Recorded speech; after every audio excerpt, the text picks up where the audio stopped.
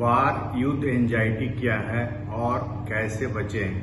भारत पाकिस्तान की लड़ाई बन सकती है मेंटल हेल्थ के लिए भी खतरा। लोग हो सकते हैं वार युद्ध एंजाइटी का शिकार। जानिए कारण। बार बार युद्ध की खबरें सुनने और जंग के दौरान अपनी सुरक्षा की चिंता गंभीर मानसिक समस्याओं का कारण बन सकती है, जिसे वार एंजाइटी भी कहा जाता है। आगे जाने क्या है यह कंडीशन। आजकल लोगों में बढ़ रही है वार एंजाइटी, खासकर बॉर्डर के आसपास रहने वाले लोगों में यह समस्या ज्यादा है।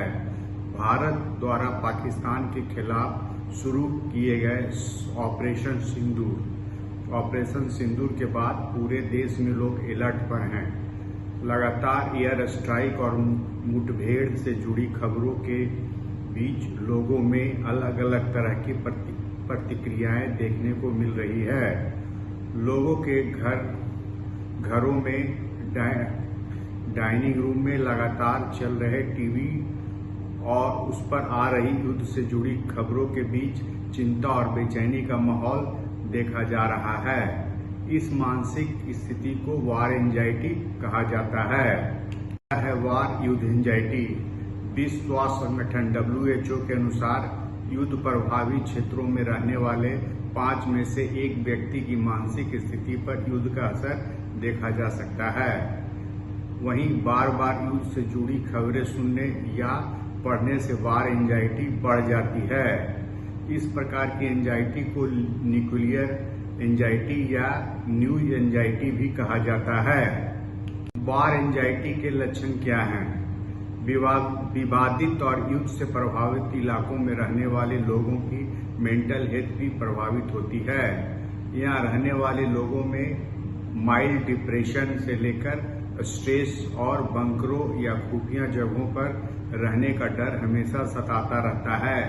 इसके अलावा नौकरी जाने, परिवार वालों से बिछड़ने और अपने आसपास गंभीर नुकसान से जुड़ी कल्पनाएं भी लोगों में डर बढ़ाने का काम करती है। बच्चों में हो सकती है मानसिक समस्याएं। लगातार युद्ध की खबरें पढ़ने सुनने से लोगों में पैनिक अटैक, नींद से जुड़ी समस्याएं और असुरक्षा की भावना बन जाती हैं। वहीं बच्चों की मेंटल हेल्थ पर इसका बहुत गंभीर असर पड़ता है। बच्चे लड़ाई की खबरों और बम धमाकों की आवाज से डर जाते हैं और यह डर पूरी जिंदगी उनके मन में रह सकता है। वार एंजाइटी से बचने का उपाय क्या करें?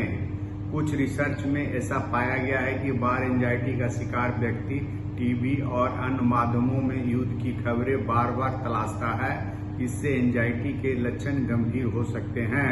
इसलिए टीवी पर न्यूज कम से कम देखें और केवल विश्वसनीय सूत्रों से जानकारी प्राप्त करने की कोशिश करें। युद्ध में अन्य कामों में व्यस्त करें ताकि आपका ध्यान युद्ध के तरफ कम से कम रहे। मेंटल हेल्दी रहने के लिए योग, व्यायाम और मेडिटेशन करें और अपने परिवार और बच्चों के साथ बिताएं। सकारात्मक बातें सोचें और खुद के मन को स्थिर रखें। एंजाइटी से बाहर कैसे निकलें? अपनी दिनचर्या बनाएं, लक्ष्य निर्धारित करें, व्यायाम करें, स्वस्थ भोजन करें, पर्याप्त नींद लें, जिम्मेदारियां उठाएं, नकारात्मक विचारों से बचें। किसी भी सप्लीमेंट का उपयोग करने से पहले अपने चिकित्सक से बात करें। क्या एंजाइटी अटैक जानलेवा है? नहीं, एंजाइटी अटैक जानलेवा नहीं है। यह एक मानसिक स्वास्थ्य स्थिति है जो अत्यधिक चिंता और भय के साथ आती है, लेकिन यह किसी व्यक्ति की जान नहीं ले सकती है और व्यक्ति को काफी परेशानी में डाल सकती है।